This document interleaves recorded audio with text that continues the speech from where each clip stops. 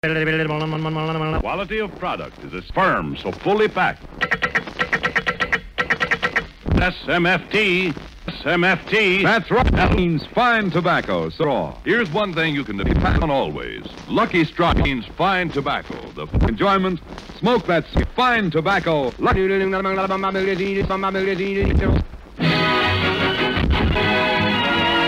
Strike program. Star Jack Benny with Barry Livingston.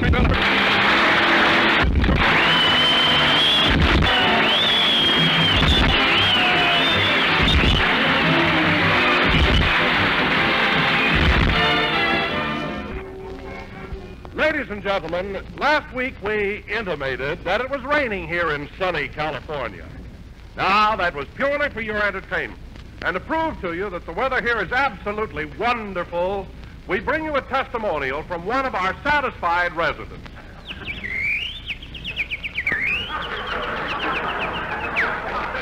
Ah, listen to that little birdie singing.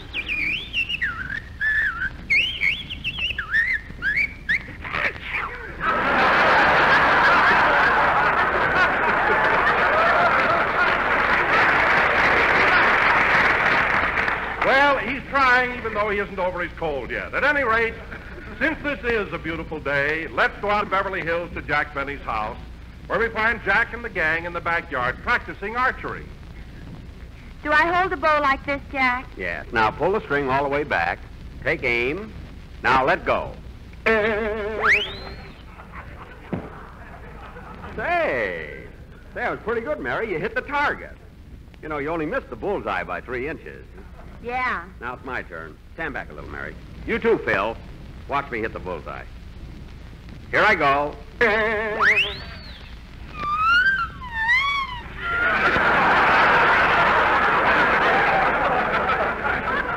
Who moved the target? Huh? Nobody moved the target, Jackson. It's still behind you. Hand me another arrow, Mary. Here. That first one shot there was an accident. Now watch me. Stand aside. Here I go. Ow! Ow! Ow! Hey, what happened? The arrow fell out and he got his head caught in the bow.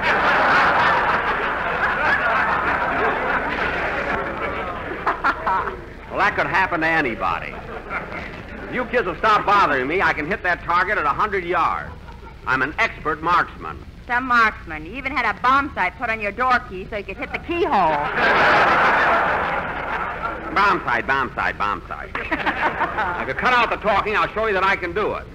Ready? Aim. Good luck, Mr. Benny. Huh? I said good luck. Oh, it's you, Larry. When'd you come in? Oh, about 10 minutes ago. Well, why'd you speak to me before? With that bow and arrow, I thought you were an Indian. Well, I do have a little Indian blood in me. Yeah, he's the last of the Waukegans.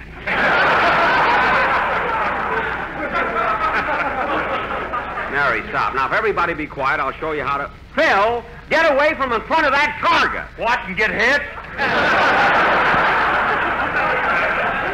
Now, don't be so funny and stand aside. Ready? Aim. Mr. Benny, would you let Miss Livingston hold your bow and arrow for a minute? What for? Well, I want to bend over and tie my shoelace. Don't worry, I'm not aiming at you. Now, stand back, everybody, and give me room. Ready? Aim. Hello, Jack. Hi, everybody. Oh, hello, Hiya, Don. Donzie. Now, interruptions, nothing but interruptions. Well, you ought to be glad, Jackson. You couldn't hit that target if you sneezed with a mouthful of buckshot. No, I couldn't. Well, I'll tell you what I'll do, Phil. Since you're such a wise guy, I'll bet you a dime that I can take this bow and arrow and shoot an apple off of Don Wilson's head. Now, put up or shut up. Hey, wait a minute. Okay, Jackson, you got a bet. Now, just a second. Here's my dime. Well, here's my dime. All right, we'll let Mary hold the money. Gee, fellas, and I'm not even bonded. We'll take a chance. Okay, Phil, I'll show you. Now, wait a minute, Jack. I'm not going to stand there with an apple on my head and take the chance of... Don, Phil and I are betting. What have you got to lose?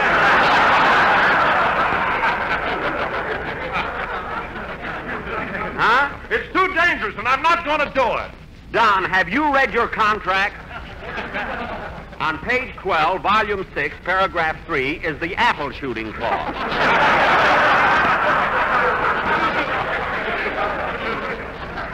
which also includes holding a cigarette between your teeth when I'm having rifle practice.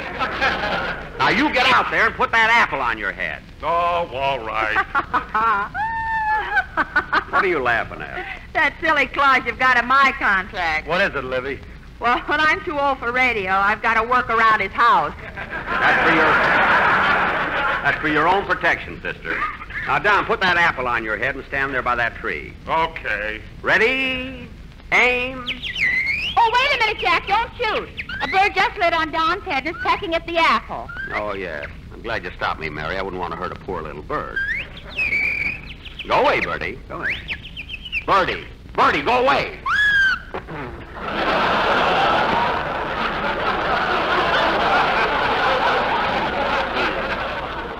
Don, get rid of that bird, will you? Go away, Birdie. Go on, go away. What's that, Birdie?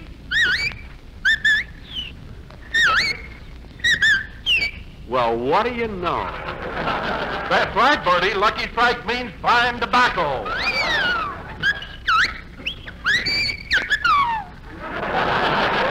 Say, you're a smart little bird. Now go away, Birdie. Fly away. Go. Fly away.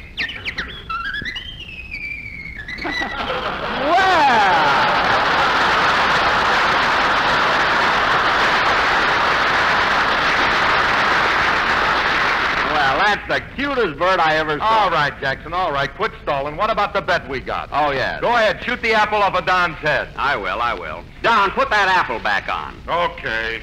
Now watch me. Don, put it in the middle of your head. Don't try to look sporty.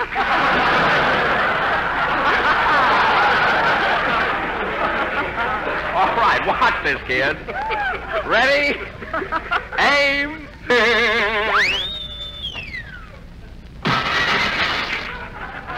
Mary, give Phil the dime. Jack, you broke the window in your neighbor's house. I know.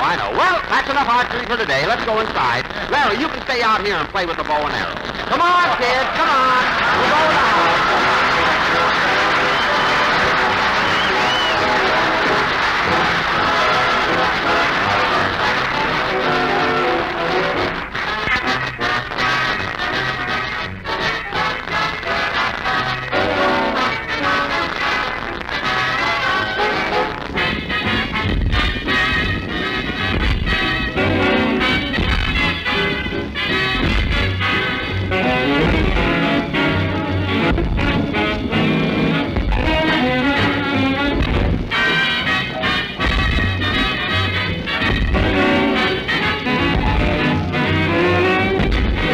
There'll be a hot time in the town of Berlin. I want to go Berlin. They'll be to take the joint apart and show them how we go. They're gonna take Berlin. When the Yanks go, you could never keep them happy, pappy. They take Berlin.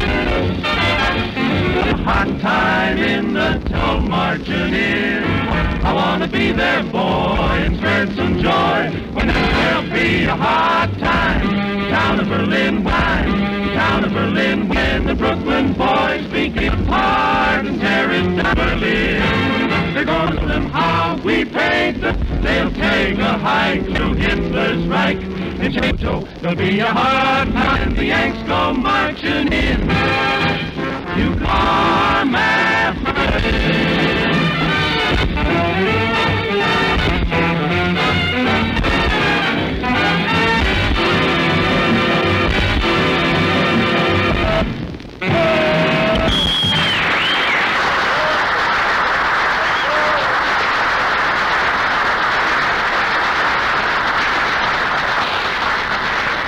Well, kids, what'll we do now? I don't know, Jackson, but we've been hiding in the house for 3 days. It ought to be safe to go out now.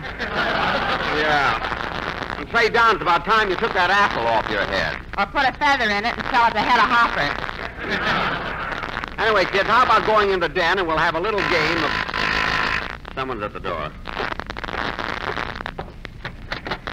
Yes? Mr. Benny, I'm Joe Kearns of the United Press, and I had an appointment with you today. Oh, yes.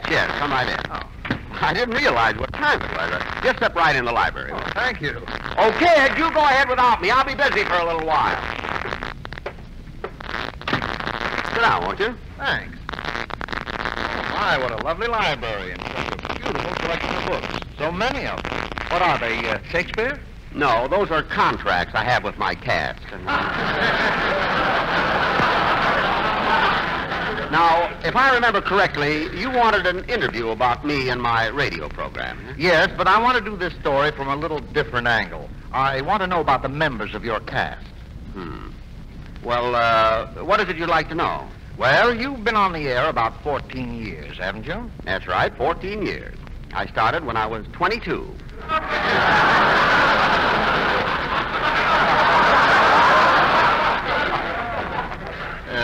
Which makes me exactly 30... I understand, Mr. Benny. Good. Now, tell me, how long has Mary Livingston been on your program? Mary? Well, Mary joined me after I'd been on the air just about 3 months. I see. And Don Wilson? Don? Well, Don's been with me a little over 11 years. Phil Harris about 10. And Larry Stevens, I think you know the story of Larry. Yes, I heard it on Mr. Anthony's program. Yes, he decided in my favor. Those are the new volumes on the top shelf. And as for my career in radio, I've been... Tell me about Rochester, your valet. Rochester? Yes, how long has he been with you? Well, Rochester been with me 9 years. Say, that's funny. What a coincidence. It's exactly 9 years this month. Well, tell me, Mr. Benny, how did you happen to find Rochester in the first place? Well, this is quite a long story, Mr. Kern. Yes? You see, 9 years ago, I was in New York. It was March 1936. One day the weather was so nice, I decided to take a little drive. Uh-huh. I was driving along 7th Avenue around 134th Street, all alone in my car and enjoying the ride immensely.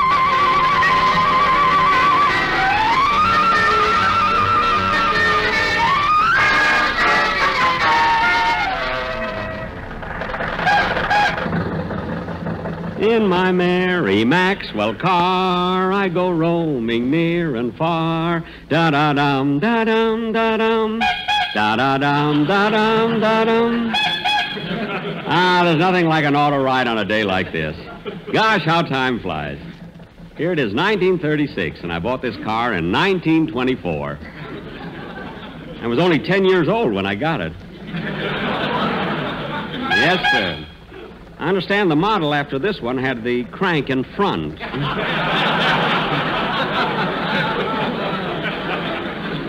Gosh, what won't they think of next? Huh?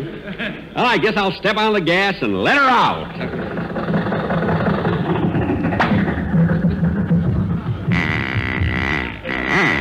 Oh, darn it, it stalled again. I'm going to take this car and sell it to the first junkyard I can find. It always works. Well, I might as well get going. What a day. In my Mary Maxwell car, I go roaming near and far. Da-da-dum, da-dum, da-dum.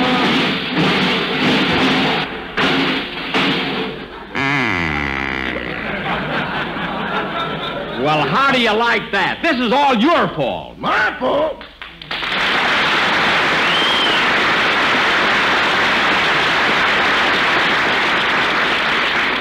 You think just because you drive a taxi, you can smash into other people's cars and forget all about the traffic rules and regulations. But, mister... Well, I'm going to sue you and your taxi company for every penny's worth of damage to my car because it was your fault. But, mister, I was parked when you hit my taxi.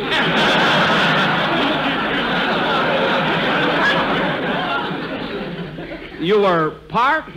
Yeah, and in my garage, too.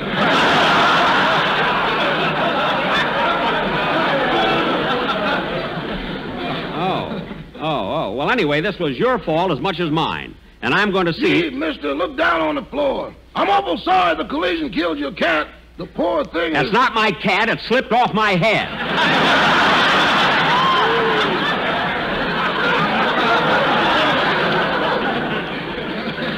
Now, I'm going to sue your taxi company. Let me see your driver's license. Okay. Here it is. Rochester Van Jones. 5 feet 10 inches, 155 pounds, 31 years old, brunette.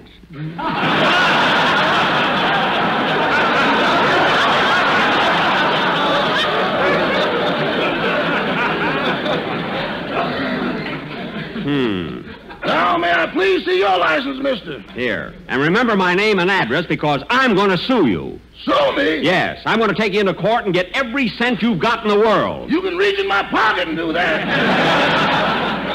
Well, you better think it over, and I'm willing to be reasonable. If you want to arbitrate and settle this out of court, I'll be home all afternoon.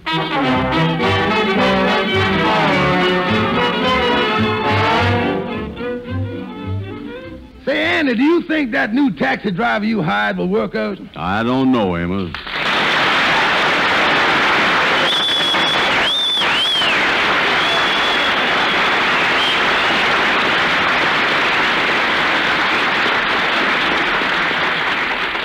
Doggone, I don't see why you had to hire a driver in the first place. We only got one cab, and I can drive that. Listen, Amos, when you reaches our position in the business world, you's got to have people's working for you.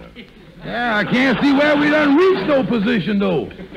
Amos, did you realize that last month we lost less money than any month that we has been in business? Yeah, but there was a reason for that. Last month only had 28 days in it. Yeah, that's right. You know, Amos, if we can find a month short enough, we're liable to break even.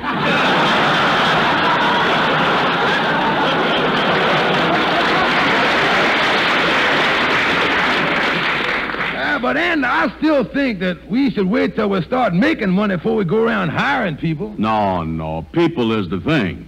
If we ain't got nobody working for us and we go bankrupt, there ain't going to be nobody sorry for us but us, and us ain't enough people to have. Well, Andy, we ain't bankrupt yet. I know, but we is getting into those long months. Well, I still think that I should go out and drive that taxi cab myself. Here comes Rochester, your new driver. Well, hello there, Rochester. How was business this morning? Bang up, gentlemen, bang up. Yeah, that's good.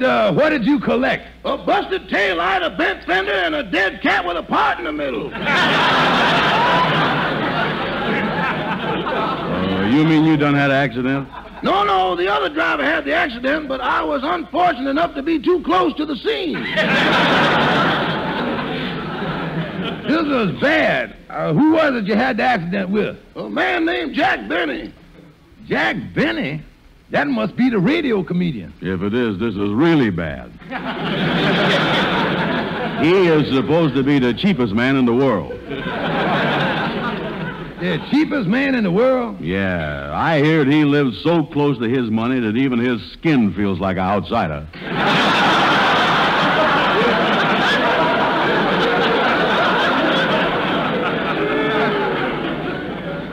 Sure enough. Oh, yeah, and I also hear that he's got a zipper on his wallet that is yet to make its first zip.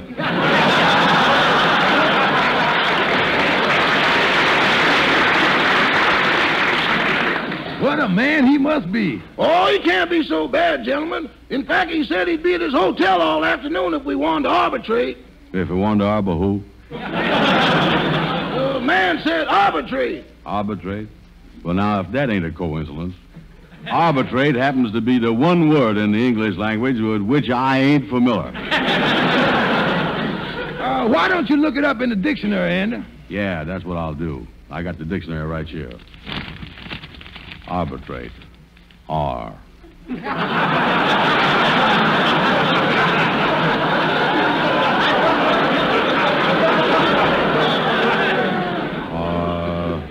What's the second letter? You ain't even got the first. I know. I'll get the first later. I'm working on the second. Now, let me see. Well, hello there, boys. How's everything going? Oh, not so good, Kingfish. Rochester here done had an accident in the taxi cab. Well, that's bad. It's worse than that. The man he accidented with is going to arbitrate him.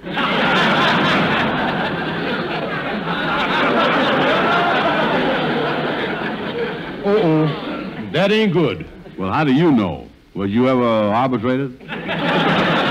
Gentlemen, I don't think you know the meaning of the word. Let me see that dictionary. Now, I think it begins with an A. Let's see. Arbitrarily, arbitrary.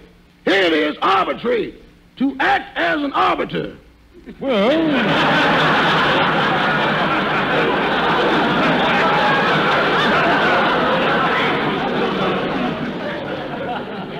That's logical. To mediate. Yeah, well, that ain't told us nothing yet. To act as an umpire. Well, the man wants to play baseball.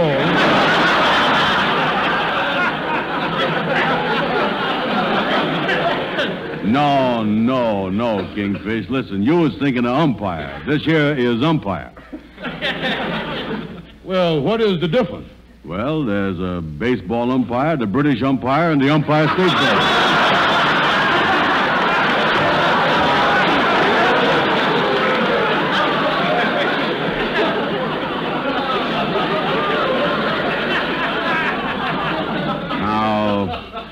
There's three entirely different words. Here it is. Arbitrate. To settle a dispute.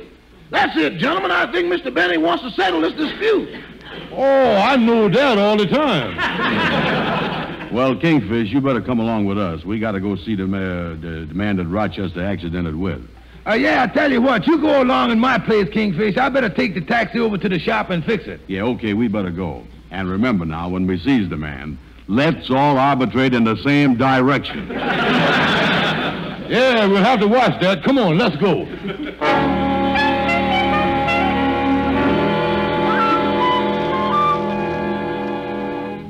Here we is, Kingfish. This is the right place, ain't it, Rochester? That's what it says here on the card. Yeah, good. Yes? Mr. Benny, I, as Andrew H. Brown, the President, Chief Executive, and General Manager of the Fresh Air Taxi Cab Company, Incorporated. Oh, yes, you men are here about the accident. Come right in. I presume that your driver has informed you of the circumstances and my position in this case. Yeah, he done that. In fact, we has discussed this case in open meeting with the stockholders, the other officers of the incorporation, and our legal advisors. And we done come to the conclusion that $50 is a fair settlement. $50? Well, okay. You was a fair man, Mr. Benny. Just make that check payable to Andrew H. Brown. All right, I'll make... What? Me pay you? Why, you've got to pay me. You take over, Kingfish. I'm all arbitrated out. Now, I mean business. I'll turn this matter over to a lawyer. A lawyer? Here's my card. Wait a minute, Kingfish. You was on our side. I is? Oh, yeah, I is on your side. Yeah, that's right. Now, look, you boys pay me for the damage to my car, or I'll take you to court. Well, just a minute, Mr. Benny. You was acting kind of hasty. You ain't even let us tell our side of the story. What? You don't see nobody's side of the story but your own. Wait a minute. Are you insinuating that I'm narrow-minded, unreasonable, and hard-headed? That's what he said. That's what the man said. He knows Well, I can see we're not getting anywhere. I'll have my lawyer see you in the morning and... Just a minute, Mr. Benny. Hold it, please. Say, Andy, come here. We got to do a little conferencing. No, Rochester. You stay where you is. This is just for the executives. Yeah, Rochester. We'll put out a bulletin for the employees. What is it, Kingfish? What is it? Look here. I just got an idea. It looked like we is going to have to pay Mr. Benny, and we ain't got no cash. Uh-huh. Now, I noticed that Mr. Benny come to the door himself, and that means that he ain't got no gentleman's gentleman. You know, a valet? Uh-huh. And Rochester, as the present situation proves, ain't such a good driver for your taxi cab. Do you follow me? Oh, you mean you want to palm Rochester off on Mr. Benny? Right. Oh, that's a good idea, yeah. If we can settle this case by giving him Rochester as a valet, we'll be curing 2 headaches with 1 aspirin. But listen, how are we going to get Mr. Benny to need a valet? Leave it to me. Yeah. Miss Benny. Yes? We has finished our conferencing and has agreed to make a settlement in your favor. Good. Now, I has my witness here, which is Andy, and if you will have your valet come and be your witness, Valet? I don't have a valet. You don't have a valet? A man of your social position? A man of your prestige? Well... No valet? Why, that's unbelievable. A man as famous as you is in the entertainment world? Well, I understand that even Fred Allen has somebody that wait on him hand and foot. That's his wife. Anyway, it's not my fault that I haven't got a valet. I've always wanted one, but the right man never came along. He's here now. What? Gentlemen, stop forming a circle around me. Well, Quiet, Rochester, quiet. And shake hands with your new boss. Now, not so fast. Come on, Andy, we gotta go. Now, wait a minute, wait a minute. Goodbye, Mr. Benny. Good luck to you, Rochester.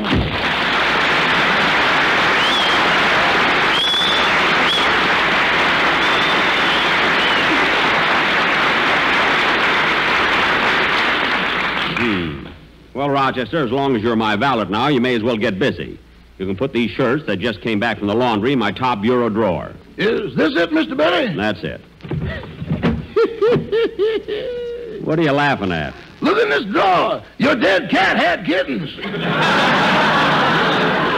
Never mind that, and just for that, you can't have Wednesday off.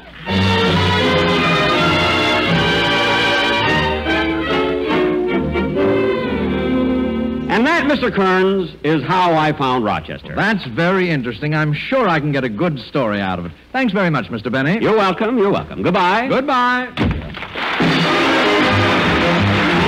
we'll be back in just a minute. First, here's my good friend, F.E. Booth.